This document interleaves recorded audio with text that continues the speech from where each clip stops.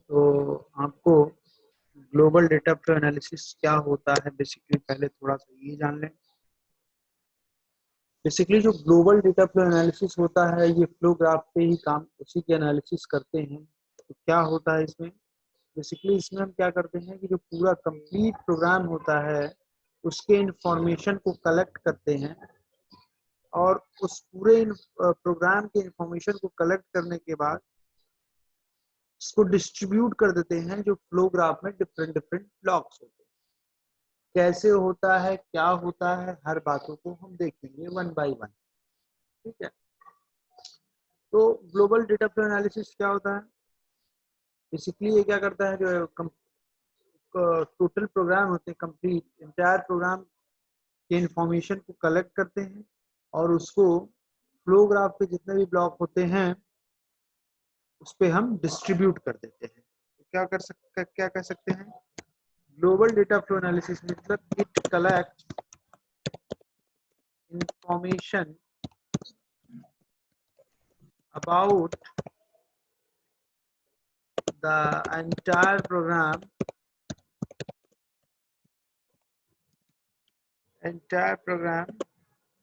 and distribute it to each block in the program. Each block in the program. ठीक है, ये होता है ग्लोबल डेटा फ्लो एनालिसिस। क्या होता है, कैसे इसमें चीजें होती हैं उसको हम देखेंगे।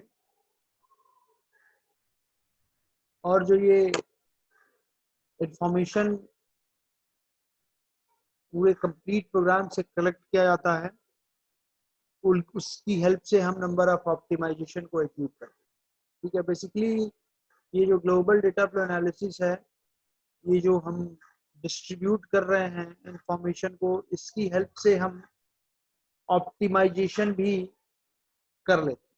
कैसे होता है, क्या होता है, वो हम देखते हैं। ठीक है, चाहे तो एक लाइन और लिख सकते हैं, the collected information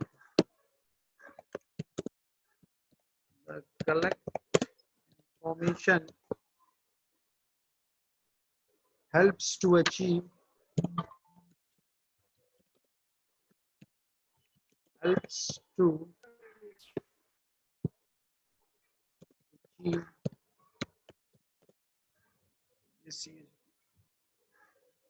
achieve a number of optimization।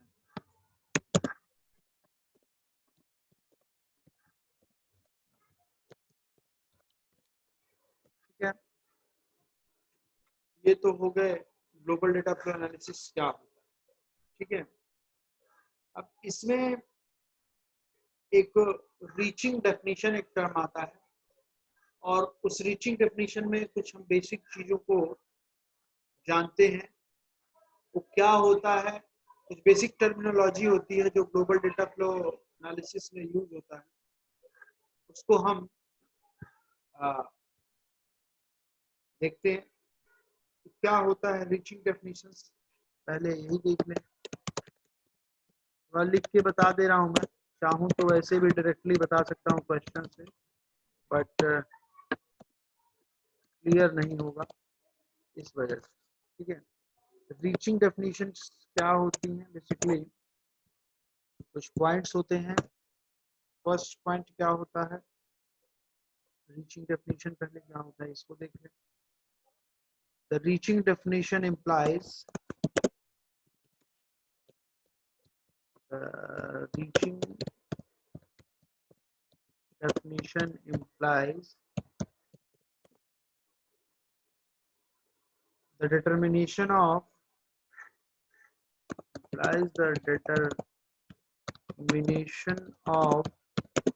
definition that apply at a point P apply at the point P in a flow graph। क्या होता है बड़े अच्छे से बताऊंगा, आराम से समझ में आ जाएगा, है ना। ठीक है, it follows the given steps।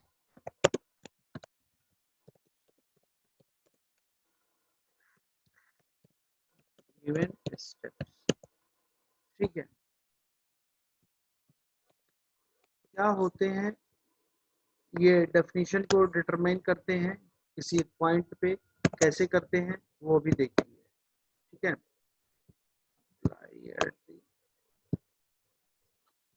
ठीक है।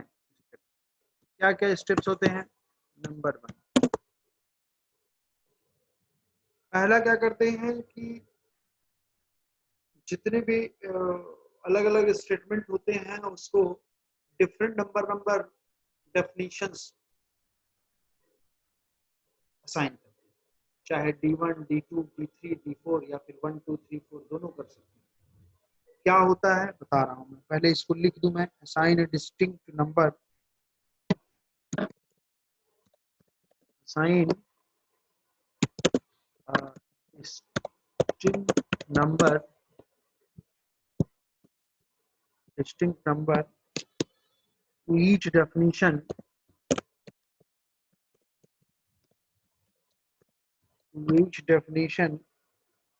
such as D1, D2, D3 dot dot dot. इसको अप टू DN कर लो, बहुत सारी जगहों पे 1 2 3 4 के फॉर्म में भी दिया गया है। सेकंड क्या कह रहा हूं, for each variable I, for each variable I, make a list of each variable I, make a list of all definitions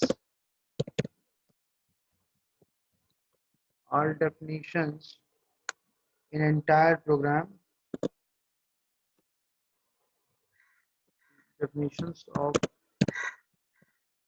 entire program where it is used, where it is used। ठीक, next point अभी इसको समझा रहा हूँ, बहुत कीजिए।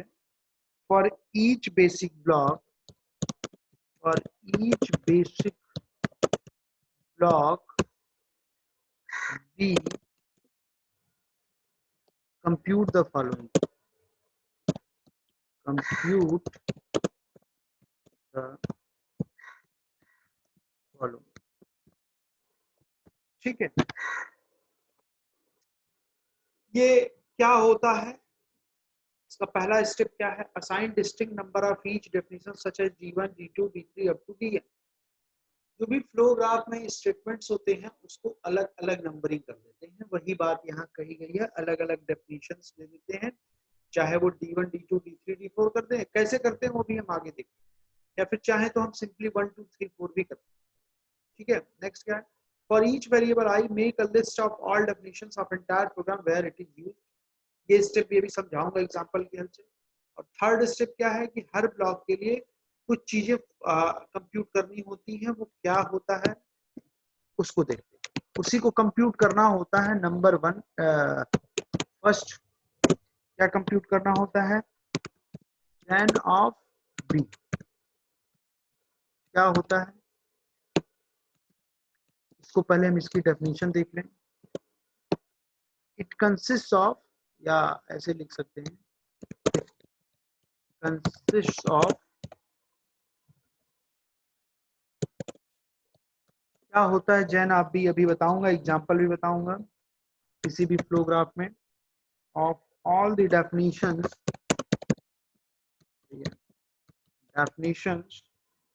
generated in a block B, generated in a block सबसे पहले हम जैन बी कंप्यूट करते हैं। कैसे कंप्यूट करते हैं वो बताते हैं। नेक्स्ट क्या कंप्यूट करते हैं, किल बी। किल बी क्या होता है ये भी अभी हम देखेंगे। किल बी क्या होता है, the set of all the definitions, the set of all the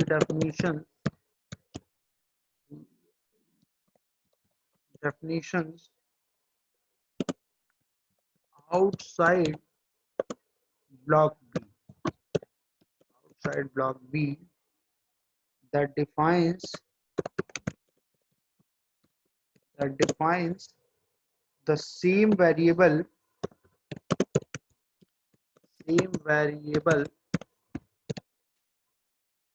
having definitions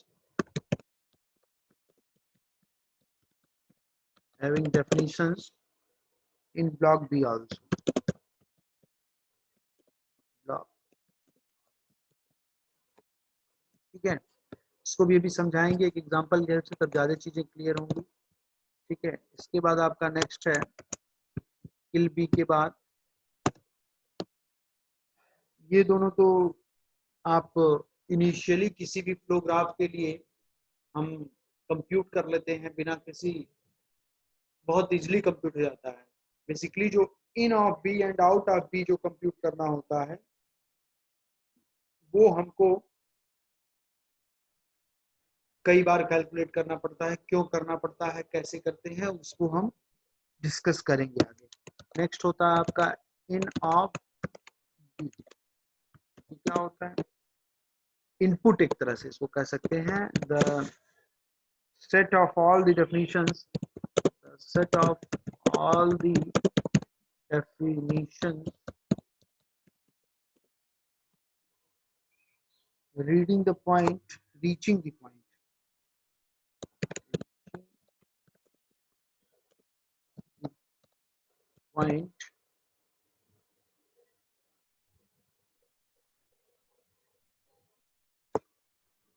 just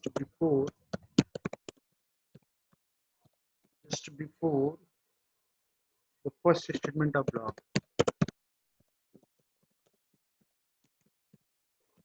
first statement क्या होता है अभी बहुत सिंपल है ये सब चीजें। नेक्स्ट आपका क्या है, आउट ऑफ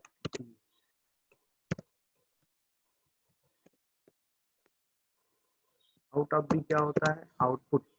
इन क्या होता है, इनपुट। तो आउट ऑफ बी क्या होता है, set of all the definitions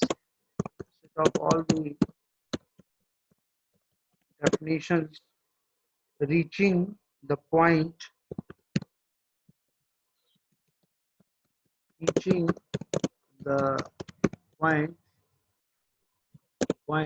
just after the last statement.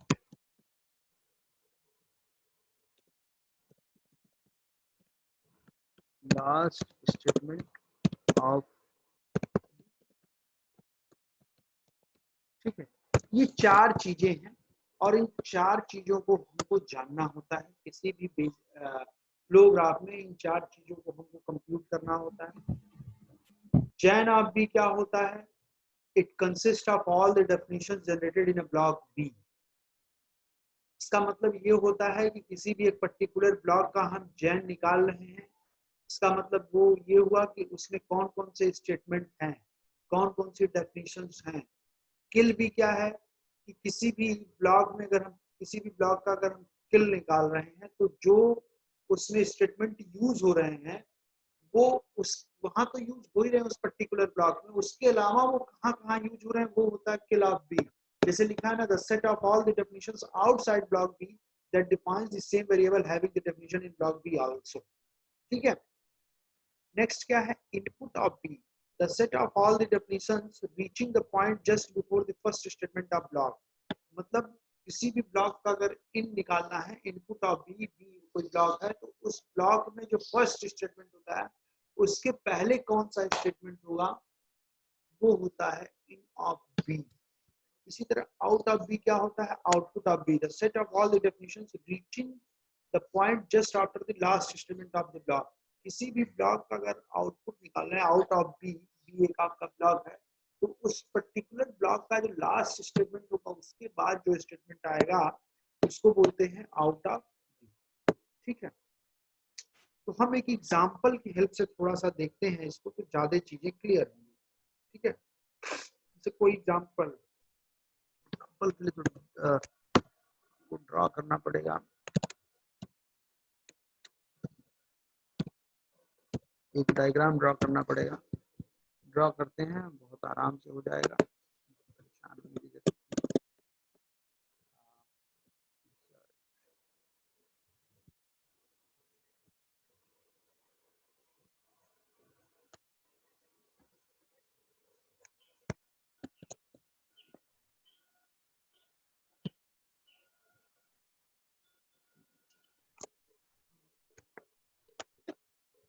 एक क्वेश्चन बनाते हैं, बहुत आराम से हो जाएंगी चीजें। ये एक ब्लॉक है,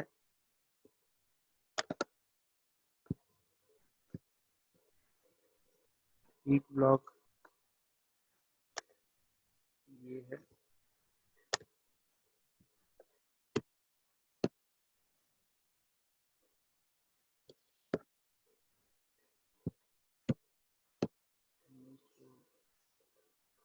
बनाना था इस क्वेश्चन को, गलती हो गई पहले ही।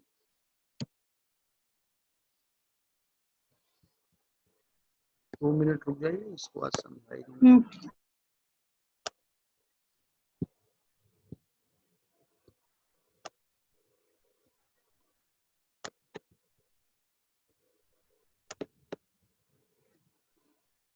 चलिए, कोई फ्लो ग्राफ है, ये बना दे रहा हूँ, 1 मिनट।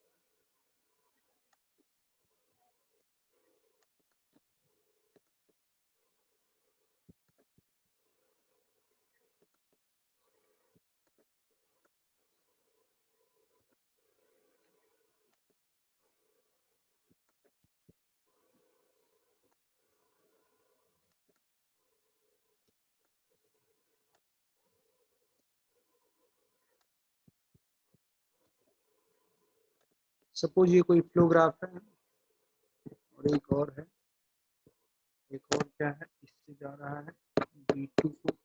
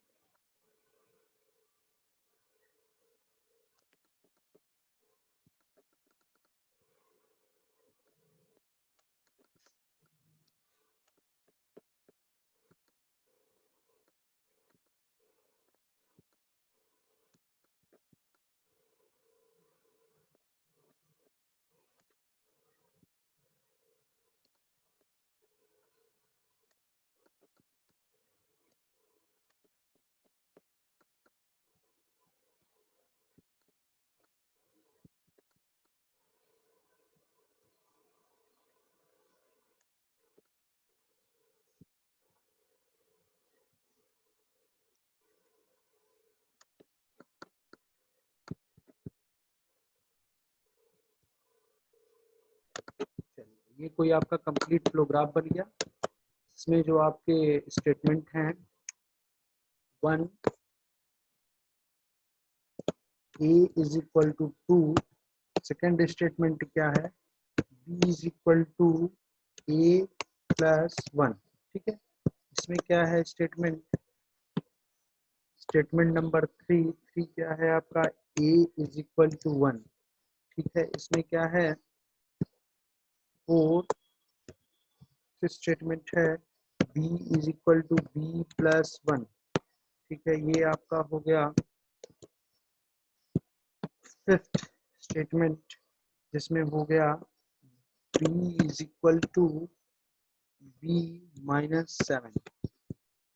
ठीक है, इसके बाद आपका नेक्स्ट स्टेटमेंट ये है, इसमें आपका हो गया सिक्स्थ स्टेटमेंट, वो क्या है a is equal to a plus 2। ठीक है, ये आपका कोई फ्लो ग्राफ दिया गया है, इसमें हम कैसे चीज़ों को कंप्यूट करते हैं उसको अभी हम देखेंगे। जो अभी मैंने ऊपर बताया, जनरेट, किल, जैन, किल, और फिर साथ ही साथ आपका इनपुट इन और आउट। इन और आउट तो आपका स्किल और जैन की हेल्प से हमको कंप्यूट करना पड़ता है कई बार, वो हम देखेंगे जब हम क्वेश्चन कराएंगे। तो पहले हम इन बेसिक चीज़ों को पहले देख लें, ज़्यादा बेटर रहेगा। ठीक है, ये आपका हो गया block number, this is your block number B1, this is B1, this is B2, then this is B3, and फिर दिस इज, ये आपका हो गया, ये आपका हो गया B4, और फिर आपका जो है ये हो गया B5। ये आपके बेसिक ये फ्लो ग्राफ दिया गया है, इसमें हमको कंप्यूट करना है क्या, gen of B, kill of B पहले देखते हैं। ठीक है, तो क्या करेंगे हम, सबसे पहले एक टेबल बनाएंगे हम, एक मिनट रुकिए, इसका हम यहाँ पे टेबल बनाते हैं, उसकी हेल्प से हम 6x5 का बनाते हैं एक table. Insert table 6x5 number of,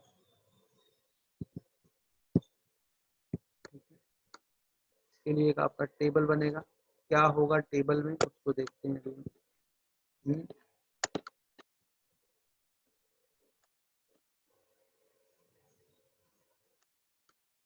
सबसे पहला हो जाएगा यहाँ पे ब्लॉक कॉलम में, नेक्स्ट आपका हो जाएगा जैन निकालेंगे वो हो जाएगा, इसके बाद जो किल निकालेंगे वो हो जाएगा, फिर इन हो जाएगा, और फिर देन आउट। ठीक है, ये आपके कॉलम में हो जाएंगे।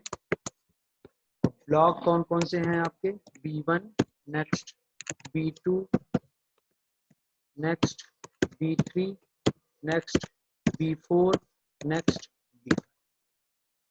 टोटली आपके 5 ब्लॉक्स हैं। इन पांचों ब्लॉक के लिए जैन, किल, इन और आउट निकालना है। तो इन और आउट तो बाद में, पहले जैन और किल सिंपली सीधा सीधा निकलता है, उसको हम देखें। ठीक है, आप देखो सबसे पहले आपने जो ये आपने ये पढ़ा है, ये असाइन, ये पहला स्टेप क्या है, assign a distinct number of each definition such as D1, D2, D3, D4 up to DN। ठीक है, हर स्टेटमेंट को हम एक असाइन करते हैं डेफिनेशन नंबर 1 2 अलग अलग। तो जैसे यहाँ पे स्टेटमेंट क्या है, 1 2 3 4 5 6, ये सब आपका दिया गया है। ठीक है, इसको चाहे तो हम ऐसे भी रहने दें, कोई दिक्कत नहीं है। ये 1 2 3 4 इसी को अलग अलग देखो, 1 2 3 4 5 6 तक है स्टेटमेंट नंबर, 6 स्टेटमेंट है और 6 को अलग अलग नंबरिंग किया गया। आप चाहें तो 1 2 3 4 ऐसे नंबरिंग कर दें, या फिर जो आपका ऊपर मैंने उसमें बताया उसमें आप अलग अलग डेफिनेशन असाइन कर देंगे। तो चाहे तो आप D1, D2, D3, D4 ऐसे भी कर, तो 1 2 3 4 करेंगे तो I think it will be better, ये ज्यादा बेटर होगा। तो इसलिए हम क्या करेंगे कि आपका 1 2 3 4 ही रहने देते हैं, और उसकी हेल्प से भी हम देखते हैं क्या है, बहुत सिंपल होता है। तो अगर ब्लॉक B1 में हम देखें, ब्लॉक जैन का मतलब ये होता है कि जिस ब्लॉक में, अगर B1 ब्लॉक का जैन निकालना है तो मतलब B1 ब्लॉक में कौन कौन से स्टेटमेंट है। तो आप एक तरह से देखो 1 और 2 दो स्टेटमेंट है, तो ये क्या हो जाएगा आपका gen of B1 is equal to क्या हो जाएगा 1, 2। ठीक है, जैन ऑफ B2 क्या हो जाएगा जैन ऑफ B2 में आपके कौन से स्टेटमेंट है स्टेटमेंट नंबर 3। आप चाहे तो इसको D1 D2 D3 D4 D5 D6 भी कर सकते हैं, कोई दिक्कत नहीं है। और हमने 1 2 3 किया इसलिए क्योंकि सिंपल रहेगा। ठीक है, तो अगर B2 का जैन निकालना है तो अब देखो डेफिनेशन में यही हमने लिखवाया है gen of it consist of all the definitions generated in a block B. किसी भी बी ब्लॉक का जैन निकालना है तो उस ब्लॉक में जो भी डेफिनेशन है वही उसका जैन ऑफ बी उस ब्लॉक का जैन हो जाएगा। तो देखो B1 में दो डेफिनेशन थे 1 और 2, तो 1 और 2 कर दिए। B2 में क्या है आपका 3 है, तो क्या हो जाएगा 3 हो जाएगा। इसी तरह से B3 का निकालेंगे तो B3 का आपका जैन हो जाएगा B3 ब्लॉक B3 ये है आपका, इसमें एक स्टेटमेंट है स्टेटमेंट नंबर 4 या इसको कह सकते हैं डेफिनेशन नंबर 4, इसका जैन हो जाएगा 4। इसी तरह B4 ब्लॉक B4 में देखो क्या है this is your block B4, तो ब्लॉक B4 में आपका जैन ऑफ B4 हो जाएगा डेफिनेशन नंबर 5, तो क्या हो जाएगा 5। ठीक है, इसी तरह से हम ये B5 ब्लॉक में निकालेंगे, इसमें आपका डेफिनेशन नंबर 6 है, तो ये कितना हो जाएगा आपका 6। तो जैन आपका कंप्यूट हो गया। कैसे जैन आपका कैलकुलेट हो रहा है हर ब्लॉक का जैन वही होता है किसी भी ब्लॉक का जो उसमें डेफिनेशंस होती हैं अलग अलग, उसी वही जो डेफिनेशन नंबर होती है स्टेटमेंट नंबर होता है वही आपका जैन है। तो इसमें 2 1 और 2 है, इसमें 3 है, ऐसे ही हमने जैन। किल क्या होता है किल देखिए क्या कह रहा है डेफिनेशन में आप देखिए the set of all the definitions outside block B that defines the same variable having definitions in block B। कहने का मतलब ये है कि कोई भी डेफिनेशंस हैं किसी भी ब्लॉक में, जैसे ये B1 के लिए अगर हमको किल निकालना है तो B1 का में कौन कौन से डेफिनेशंस है डेफिनेशंस 1 and 2, मतलब A का कंप्यूटेशन हो रहा है और B का हो रहा है, A is equal to 2 और B is equal to something। तो इस A और B का इन दोनों डेफिनेशंस को इस पूरे एंटायर फ्लोग्राफ में कहाँ यूज कर रहे हैं इस B1 के अलावा वही इसका इस ब्लॉक का किल। तो क्या हो जाएगा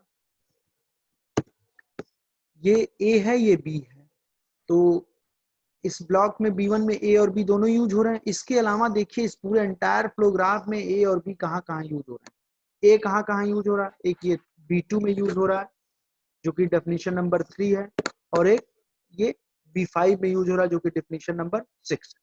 तो क्या हो जाएगा इसकी वजह से इस फर्स्ट A की वजह से इसका किल क्या हो जाएगा, चूंकि B1 का हम किल निकाल रहे हैं तो अलग अलग डेफिनेशंस को देखेंगे। तो पहला डेफिनेशंस क्या A इज इक्वल टू 2, ये A और कहाँ यूज हो रहा है इस पूरे फ्लोग्राफ में, एक यहाँ B2 में यूज हो रहा है और एक ये B6 में यूज हो रहा है। तो B2 में डेफिनेशन नंबर इसकी 3 है और B5 में इसका डेफिनेशन नंबर 6 है, तो क्या हो जाएगा इसकी वजह से इसका किल हो जाएगा 3, 6। अच्छा जी, अब इसी B1 ब्लॉक में एक दूसरी डेफिनेशन भी है B, तो B यहाँ पे जो यूज हो रहा है इसके अलावा इस पूरे एंटायर फ्लोग्राफ में B कहाँ यूज हो रहा है, एक यहाँ पे यूज हो रहा है और एक यहाँ पे यूज हो रहा है। ब्लॉक B3 और ब्लॉक B4 में यूज कर रहा है जिसका डेफिनेशन नंबर है 4 and 5। तो 3 6 उसका था, इसका 4 5 हो जाएगा, इसी में चलो सिक्वेंशियली लिख दिया। ठीक है, तो किल ऑफ B1 निकल गया। ऐसे ही किल ऑफ B2 निकालेंगे, तो किल ऑफ B2 में कौन सा डेफिनेशन है A इज इक्वल टू 1, तो A इज इक्वल टू 1 अगर हम है B2 ब्लॉक में तो यहाँ पे इसकी definition A is equal to 1 है। इस A की डेफिनेशन इस B2 को छोड़ के इस पूरे फ्लोग्राफ में कहाँ पे यूज हो रहा है, एक यहाँ पे यूज हो रहा है ब्लॉक B1 में, और कहाँ यूज हो रहा है A का इसको छोड़ के एक ब्लॉक 6 में यूज हो रहा है। ठीक है, तो जो ब्लॉक B1 में यूज हो रहा है A इज इक्वल टू 2, यहाँ पे इसका डेफिनेशन नंबर कितना है 1, तो क्या लिखेंगे हम 1, और एक A is equal to A+2 यहाँ यूज हो रहा है, इसकी डेफिनेशन नंबर है 6, ये हो जाएगा इसका 6। क्लियर है। इसी तरह से हम ब्लॉक B3 का निकालेंगे। B3 में क्या यूज हो रहा है, ब्लॉक B3 में हो गया B is equal to B+1, means B की डेफिनेशन है यहाँ पे, तो इस यहाँ पे B का यूज हो रहा है, B की डेफिनेशन है यहाँ, तो इस ब्लॉक को छोड़ के B की और कहाँ का डेफिनेशन है, एक यहाँ पे है B1 ब्लॉक में जो कि डेफिनेशन नंबर 2 है, और एक B4 ब्लॉक में है जो कि डेफिनेशन नंबर 5 है। तो 2 और 5 क्या हो जाएगा, B3 का किल हो जाएगा। ठीक है, इसी तरह से हम B4 का भी निकालेंगे। तो B4 में भी देखिए आपका क्या है, B की डेफिनेशन है, तो B की डेफिनेशन इसके अलावा कहाँ कहाँ यूज हो रहा है और कहाँ कहाँ है, एक यहाँ पे है और एक यहाँ पे है। ब्लॉक B1 में स्टेटमेंट नंबर 2 और ब्लॉक B3 में स्टेटमेंट नंबर 4 या डेफिनेशन नंबर 4। तो यहाँ पे क्या हो जाएगा, 2 और 4। ठीक है, इसी तरह से जब हम B5 ब्लॉक का अगर हम किल निकालते हैं तो B5 ब्लॉक में आपका a is equal to a+2 है, a है, a को डिफाइन किया गया है, तो इसके अलावा a का कहाँ कहाँ यूज है, एक यहाँ पे है और एक यहाँ पे है। ब्लॉक B1 में डेफिनेशन नंबर 1 और ब्लॉक B2 में डेफिनेशन नंबर 3, तो यहाँ पे क्या हो जाएगा 1,3। ठीक है सर B4 में 2 और 5 होगा ना, B4 में 2 और 5। B4 ये है, B ये है, तो एक B यहाँ यूज हो रहा है 2 और एक हाँ हाँ ये 5, ये 5 कहीं कुछ गड़बड़ हो गया है हमको लग रहा है। B3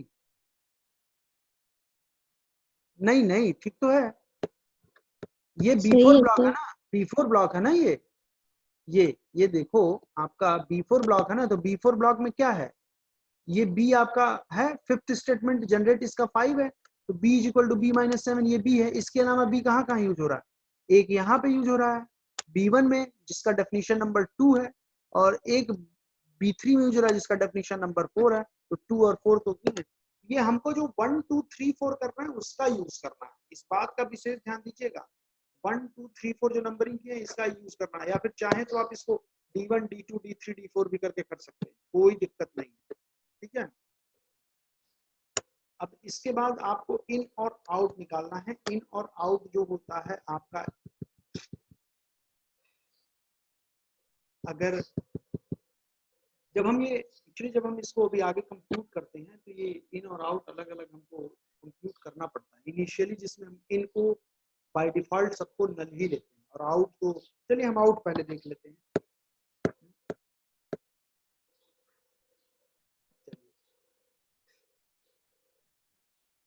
या इनपुट कहिए तो देखिए, इसके लिए तो फॉर्मूला भी होता है इन और आउट का, उसको भी बताना था जी, बट हो नहीं पाएगा। चलिए इन और आउट अब हम कल देखेंगे, क्योंकि हो नहीं पाएगा उसका हम फॉर्मूला ही लिखते रह जाएंगे, उतने में ही टाइम ओवर हो जाएगा। ठीक है, तो ये आई थिंक आप लोगों को 1 मिनट होल्ड करिए।